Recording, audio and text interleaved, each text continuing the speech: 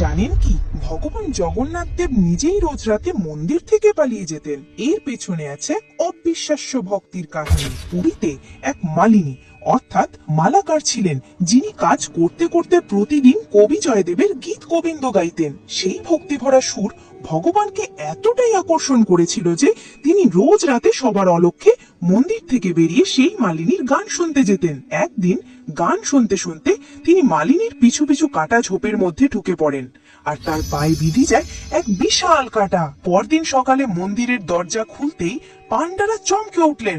মন্দির তো বন্ধ ছিল, তবু ভগবানের পা থেকে রক্ত ঝরছে কিভাবে? রাজার কানে খবর গেল।